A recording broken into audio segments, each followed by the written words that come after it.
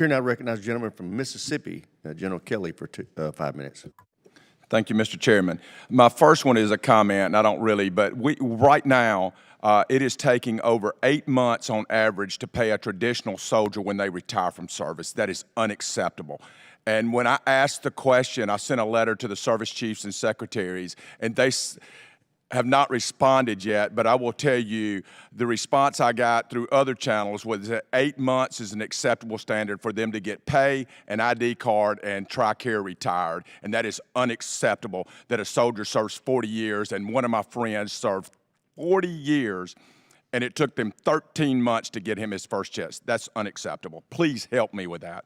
Number two is Chairman Milley and Secretary Austin, I know you are both huge proponents of this programs, but IMET and SPP, we have got to go head-to-head and work with the State Department to make sure that we are the next generation of leaders in other countries, that we're using IMET, which is our military education program where we train junior officers in countries who wind up being SecDevs and of those countries, and also the state partnership programs to use those resources wisely, which you guys are doing a good job. We just need to continue to invest in those programs.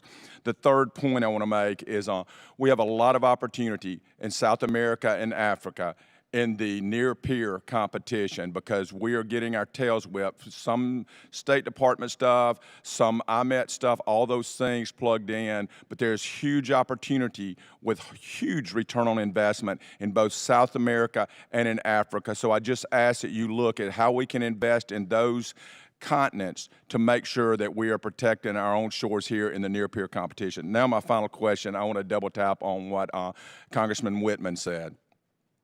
We cannot divest to increase our power. And I don't feel the sense of urgency with all of DOD in this nation, quite frankly, across the board. Our threat is not 2035. If we are preparing for a war in 2035, we are preparing for the wrong number. We need to be prepared in 2027 or 2028, and we don't get there by subtraction of assets. We have to be able to fight tonight. So I want to know, General Milley, what are the shortfalls in munitions? And I know you can't specifically, but we need to be thinking what munitions, 155 rounds, we are not where we need to be. Other munitions for other systems. What are we doing to make sure that we have the munitions to sustain based on the current consumption rates that we've seen out of Ukraine to make sure we have the systems and the munitions to fight that war and win in 2027 or 2028? Well, a couple of points. Big lesson learned comes out of Ukraine, which is the incredible consumption rates of conventional munitions and what really is a limited regional war.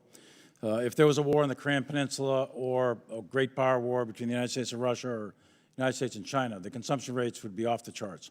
So one of the projects that the Secretary directed me to do with the Joint Staff and other in the services, et cetera, was to conduct a complete review of all of our O plans, con plans, war plans, and look at all the munitions estimates, because it's those estimates that then form the basis of the munitions in the budget. In this budget, we've got about $30 billion into munitions, and these are higher-end munitions that we want to make sure that we have.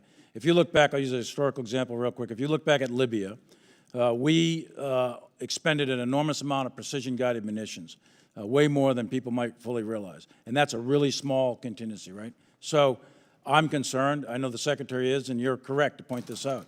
We've got a ways to go to make sure our stockpiles are prepared for the real contingencies, and one of the big lessons I think China learns from this thing is... Thank you, Mr. Chairman. I hate to cut you off, and I'm glad that y'all are looking, and I wanted to highlight that we are looking at those things. The final thing I want to talk about is shipbuilding. And as Sea Power Chair, it is very important that we quit divesting in our Navy to invest. It's also very important that we quit chasing shiny objects in the Navy with CAPE and chasing shiny objects. And I use the light ship medium, which the Marines asked for. They had certain capabilities in mind. That's exactly what they wanted. They didn't ask, and they are the user.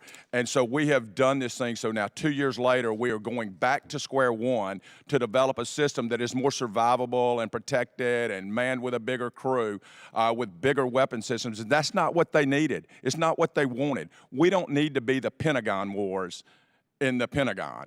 We need to make sure that when a service asks for a ship or something, that we give them what they ask for and not keep adding shiny new stuff. And we need to maintain the 31 ship amphibs, and we will not go below that. And we also need to get that number up because that's not the number we need. With that, I yield back, Mr. Chairman. I think